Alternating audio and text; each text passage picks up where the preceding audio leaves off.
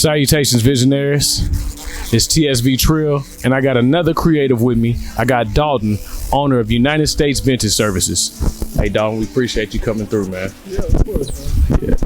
So, Dalton owns a vintage clothing truck where he's all around Houston doing what he needs to do, selling his gear, copping new gear, showing you just the Houston culture. Dalton, for something like that, man, you gotta have vision. So I would love for you to talk to me about, what the vision is for USVS. Long term, I mean, this is United States Vintage Service. This is not Houston Vintage Service. So, I mean, that's the bottom line. I want, multiple trucks, in Texas and then outside of Texas. That does take time. That does take, more effort. But, we're working on that, and that's the long-term goal. And I mean, right now we're just trying to, expand, outside of Houston. And that's really the vision for what's going on currently. Like you said, United States vision, United States vintage. So let me ask you this, with businesses, I'm a creative, you're a creative, and it's tough being an entrepreneur. So how did you go from, I'm gonna do clothing to vintage clothing to, I'm gonna sell it out even a truck, because that's a creative path. So what made you kind of line that up? So I kind of want to know how you came up with it, and are you feeling like you're on track right now? And then, where are we headed? Well, I mean, I've been in Houston like 6 or 7 years, and it's kind of been a longer process because, like you said, I started with my own small clothing brand when I first got out here, and before I was out here. And then just being at all these vintage markets and seeing all these people and just seeing it move,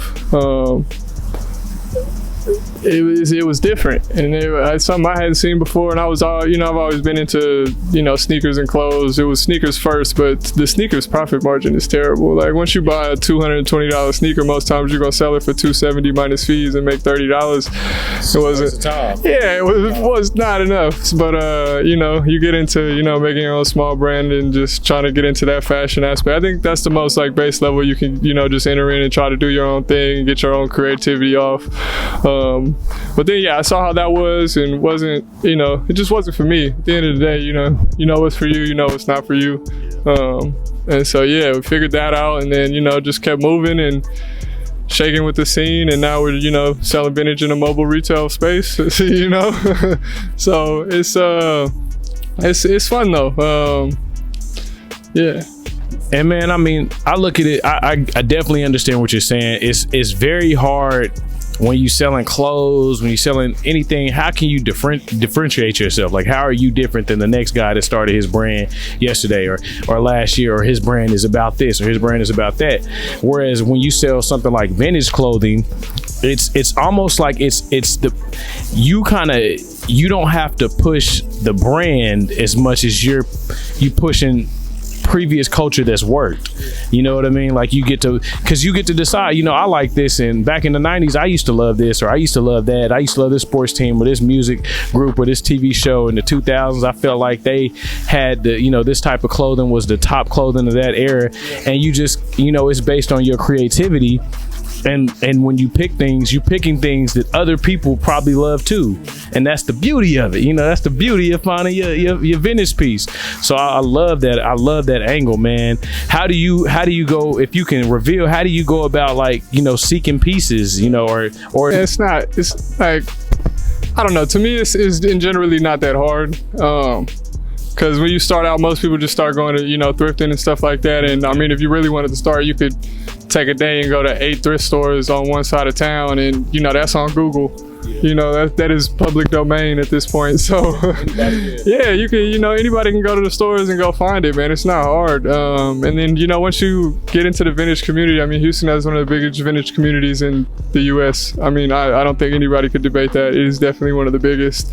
So you just said, like you said, Houston is big on the vintage clothing, and we're super diverse. I think we're at least top 5 most diverse cities in the country. Shit, probably top 5 biggest cities in the country.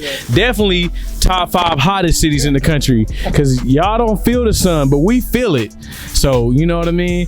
But you know, with Houston having like so many dope, we got dope music artists, we got dope football team, basketball, baseball. We just got, it's like a lot of culture that in the Third Coast that's like touched the rest of the country.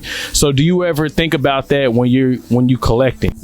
I mean, I feel like you have to, like, when you're collecting and picking pieces for the van and everything like that, you have to consider all of that. But I think that's the best part about being in Houston, because there is so much diversity, like you said, and you can pick pieces that, like, you know, maybe, you know, some are, you know, just for Houston, like Houston Rockets stuff and old Houston Astros stuff, like, you know, that's going to sell well in Houston. Sure.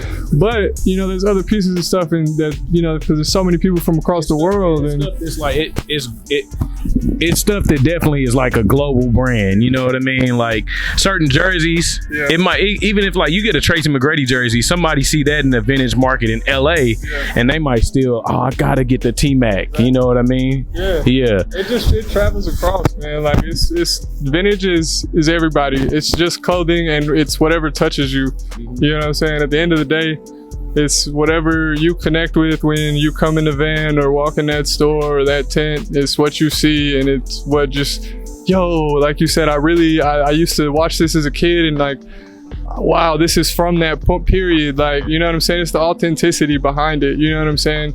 This isn't just like, you don't have to tell somebody about it and explain it. It is what it is, and, you know, people love it for what it is, you know, if it's that person. Sure.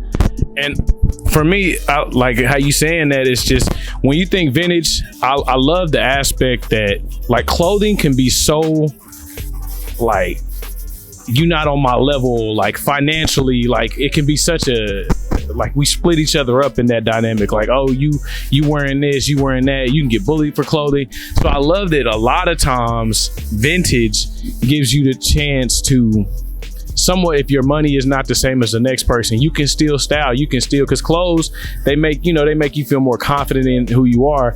And so vintage gives you that option to be like, you know what, I might not be able to get the Amiri or the whatever brand is hot that they pushing right now, but I can get something that is like touching to my soul, like, and like a team, or like you said, a show. And so for me, that's what I think vintage is going to continue to grow. You can get in at any level.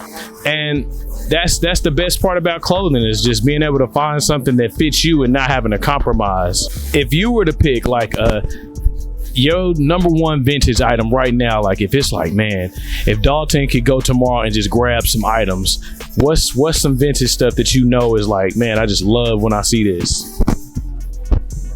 See, that's a hard question, because I'm gonna go vintage sneakers first, and like it's like I'm not like vintage clothing. Like Biggie?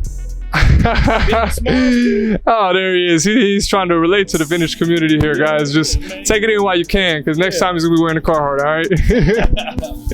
All right, but no, I mean, yeah, it really just like, because sneakers, like I said, were my first love, man. Like, and so I would definitely go spend $2,000 on shoes one pair of shoes before I go spend $500 on an old vintage T-shirt. Type of sneaker. Ah, man, my favorite, this is a weird one, because I was into sneakers when the KD4 and LeBron 8 and 9 and the Kobe 6 and 7 were all hot. That was when, that's the one with the strap. They got the strap on them. It was the best. They're playing all in them now. Like John Morant's playing in them. Yeah. The shoe he talking about is crazy. Cause this is why I like Dalton, man. He's a cool guy, man. He gonna leave me hanging, but it's all good. But the thing is, like, bro, when I was in like maybe college, I had some custom KD4 Year of the Dragon with the strap. I had my Twitter name on the strap. Let's talk about it. So before I went to college, my first year in college and my last year or whatever before that, I probably had like 10 pair of KD4s, and I think there was like 12 official pair. The only ones I didn't have were the Nerfs, if you know. Remember the Nerfs? The Nerfs were like $1,500. I think they go for like $2 right now. Green, right? Nah, they were like an indigo on the main sole, like an orange sole. Then they had the whole Nerf on the strap with the gray splatter. And there was some other bright colors and stuff on there. They had like oh no, I had the Weathermans. That was the most I ever spent on a shoe. They were like $1,000 back then.